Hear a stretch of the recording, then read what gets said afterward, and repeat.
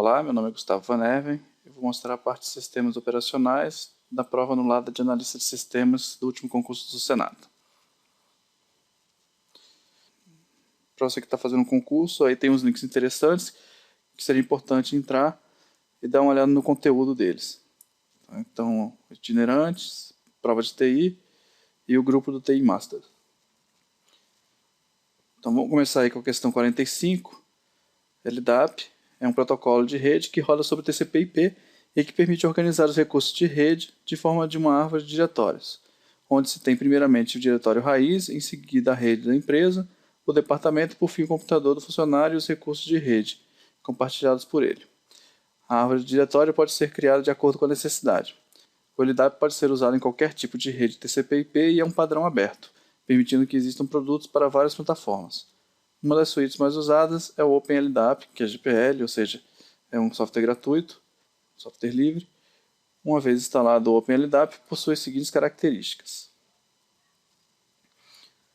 Item 1 pode ser configurado através de um arquivo X, encontrado no diretório /etc. Esse diretório etc é o diretório sugerido para guardar os arquivos de configuração. Então, item 2, o servidor é um daemon Y. E o item 3, o cliente é W, originalmente um utilitário de modo texto, mas que pode trabalhar em conjunto com vários front-ends gráficos. X, Y e W são respectivamente. Então vamos lá, no item 1, está falando que é o arquivo de configuração. O arquivo de configuração do OpenLDAP é o slDAP.conf. Então slDAP.conf a gente vê aí na alternativa A, C e D. No item 2, o servidor daemon Y. Daemon é aquele programinha que fica rodando em background prestando esse serviço, no caso do LDAP. Então, o daemon Y do LDAP é o slDAP. E o item 3, o cliente W, originalmente um utilitário de modo texto, mas que pode trabalhar em conjunto com vários front-ends gráficos. Esse utilitário é chamado LDAP Search.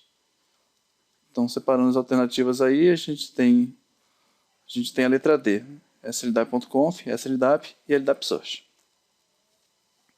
A resposta é a letra D. Vamos passar para a próxima questão. Então, questão 47. Em relação a SAN, Storage Area Network, a tecnologia NAS, Network Attached Storage, apresenta algumas diferenças. No que diz respeito ao protocolo e compartilhamento, as redes NAS utilizam e compartilham respectivamente. Letra A, CIFS, sistema de arquivo. Letra B, CIFS, discos rígidos. Letra C, Network e unidade de fita. Letra D, SCSI3, discos rígidos. E letra E, SCSI3, sistema de arquivos. Então vamos dar uma olhada aí nessa sopa de letrinhas. CIFS, comum Internet File System, compartilhamento de arquivos de rede padrão do Windows. Já o NFS, Network File System, é o compartilhamento de arquivos de rede padrão do Unix. Não quer dizer que um Unix ou um Windows não possam de repente aceitar esses outros compartilhamentos, mas por padrão eles são configurados para esses aí. Já o SCSI, Small Computer System Interface, é a tecnologia que permite conectar dispositivos ao computador, como por exemplo discos rígidos. Foi dividido em camadas para permitir maior independência, principalmente no meio físico. Então, quando ele foi criado, na verdade, ele definia toda a arquitetura num protocolo só, e isso permitia que conectasse o HD, como hoje a gente conecta, por exemplo, os HDs no notebook ou no desktop. Só que, depois de um tempo, percebeu-se que era interessante dividir o protocolo em camadas, e assim as camadas que mandam os comandos, os SCSI, ficaram separadas daquelas de meio físico. Isso foi importante depois na criação das redes de fibra SAN. Tá, então, rede SAN, rede exclusiva para transmissão de dados de armazenamento. Então, não passa dados, por exemplo, do navegador. E o NAS, compartilhamento de arquivo, através de um protocolo de rede utilizando um hardware dedicado que funciona como servidor de arquivo. Entrega arquivos aos clientes. Mas fica mais simples olhando essa tabelinha. Então, o que é SAN entrega de protocolo? É serial SCSI3. Já o NAS NFS CIFS. O compartilhamento é um dispositivo de disco ou um tape. Então, eu entrego o disco e o sistema operacional que recebe pode formatar ele do jeito que ele quiser. Já o NAS ele entrega o sistema de arquivo. Então, na verdade, o cliente que receber um compartilhamento de NAS, ele vai receber um sistema de arquivo já pronto para salvar ou ler arquivos de lá. Então, voltando aqui para a questão, resposta, letra A, CIFS, sistema de arquivos. Já que a gente está falando de um NAS, então ele utiliza o protocolo CIFS e compartilha o sistema de arquivos. Então, próxima questão 51. Uma tecnologia fundamental ao conceito de nuvem é a virtualização, que é basicamente o uso do software para simular o hardware. É vista como uma camada abstrata entre o hardware e o software que protege o acesso direto aos recursos do hardware. Essa camada é conhecida como hypervisor. Nesse contexto, analise as afirmativas abaixo associadas à virtualização. No item 1, múltiplos servidores virtuais podem ser construídos em uma única máquina física. No item 2, servidor físico virtualizado é obrigado a executar um só servidor virtual chamado Virtual Machine. Item 3, cada VM utiliza um sistema operacional e suas respectivas aplicações. Então vamos ver uma figurinha aqui que vai facilitar o entendimento. Nessa figurinha a gente está vendo aí o que estaria acontecendo dentro do computador. Então a gente teria instalado uma camada de virtualização. Essa camada ele está chamando na questão de hypervisor. Acima dela ele cria uma camada de emulação de hardware, onde você pode instalar o sistema operacional e dentro do sistema operacional as aplicações. Então a máquina virtual virtualizada seria esse bloco que a gente está vendo aqui de hardware com sistema operacional e aplicação. Tá? Tem duas máquinas virtuais que estão rodando em cima do virtualizador, que ele chamou de hypervisor. E esse virtualizador é que permite acesso ao hardware de verdade. Então, olhando aqui os itens, a gente fala que múltiplos servidores virtuais podem ser construídos em uma única máquina física. Tá verdadeiro. É o que a gente está vendo aqui, né? Múltiplos servidores virtuais em cima de uma única máquina física. Depois vem aqui item 2, o servidor físico virtualizado é obrigado a executar um só servidor virtual chamado Virtual Machine, VM. Não, né? Está vendo múltiplos aqui. Então, a gente está vendo múltiplos aqui. Então, esse item 2 aqui está falso. E no item 3, cada VM utiliza o sistema operacional e suas respectivas aplicações. Que também é o que a gente está vendo aqui, né? Tem sistema operacional instalado nessa VM e aqui as aplicações rodando. Pode ser diferente dessas outras aplicações aqui. Então, a resposta dessa questão aí, item D, 1 e 3. Vamos ver qual é a próxima agora. Então, vamos passar agora para a questão 53. O Active Directory, AD, é um serviço de diretório de alguns sistemas operacionais como o Windows Server 2003. Um serviço de diretórios é um serviço de rede que identifica todos os recursos disponíveis em uma rede, mantendo informações sobre estes dispositivos, conta de usuários, grupos, computadores, recursos, políticas de segurança, etc., em um banco de dados e tornando esses recursos disponíveis para usuários e aplicações. Ao utilizar os domínios baseados no AD, tem esse recurso do Domain Controller, que possui a seguinte característica.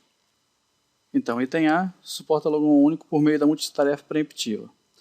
Então, o Domain Controller ele pode ter suporte para o login único, no caso do Single Sign-On. Você loga uma vez e não precisaria logar novamente em vários outros serviços. Mas nesse caso aí está vinculado ao protocolo.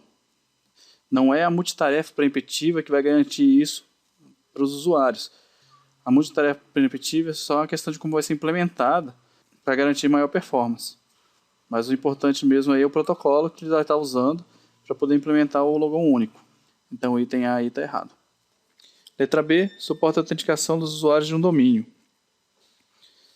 Aí realmente suporta a autenticação dos usuários de um domínio. É um dos objetivos do Domain Controller.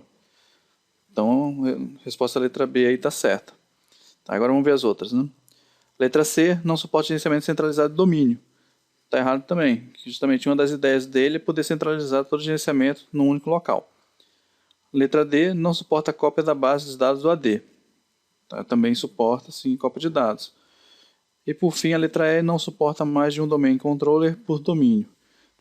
Na verdade, o AD tem esse suporte sim. Então, a resposta dessa questão aí, letra B. Aí, por fim, agora, questão 80, a questão de RAID. O RAID é um conjunto de unidades de disco físicos vistos pelo sistema operacional como uma única unidade lógica. O desempenho de qualquer um dos níveis de RAID depende criticamente dos padrões de solicitação do sistema principal e do layout de dados. Observe as figuras abaixo, que ilustram um tipo de RAID com redundância dual. Falou em redundância dual, a gente já pode imaginar qual é o tipo de RAID que ele está falando, tá? Mas na figura abaixo fica claro isso também. Então você tem lá bloco 0, bloco 1, bloco 2, 3, duas paridades, aí bloco 4, bloco 5, bloco 6, mais duas paridades e bloco 7. Então ele está fazendo aí uma alternância entre os discos, onde fica a paridade, isso é similar ao quê? Rede 5. Só que como são duas paridades, então essa paridade provavelmente é rede 6. Como não tem nenhum tipo de espelhamento, então ele não vai jogar para 60. Vai ser só o 6 mesmo. Então ele tem aí, esse esquema tem essas características. No item 1, 2 cálculos de paridade diferentes são executados e armazenados em blocos separados em diferentes discos. Tá, ok? Então, pelo desenho, pelo item 1, a gente já imagina que realmente é o RAID 6. Se for olhar as opções, não tem nenhuma mais além do RAID 6 que poderia ser. Aí depois ele só completa, né? P e Q são dois algoritmos de verificação de dados diferentes, um dos quais o cálculo é o exclusivo, o outro algoritmo de verificação de dados dependentes. A gente nem precisaria entrar na profundidade do tipo de algoritmo que ele usa na verificação dos dados. Tá? Mesma coisa aí no 3. A grande vantagem desse tipo de RAID é que ele oferece uma disponibilidade de dados extremamente alta. Para dados fossem perdidos, 3 discos teriam que falhar dentro do intervalo de tempo médio para reparo. Então são as vantagens aí também do RAID 6. Então nessa questão, resposta correta, letra E. Bem, essa foi a última questão. Com isso a gente completa aí essa breve explanação sobre as questões da prova de analista de sistemas que foi anulada aí no último concurso do Senado Federal. Vou terminar então a aula com esse último slide, voltando lá nos links, para lembrar vocês de sempre que puderem estar entrando lá e acompanhando as novidades, tanto no Itinerantes como prova de TI e TI Masters. Valeu, galera. Boa prova para vocês.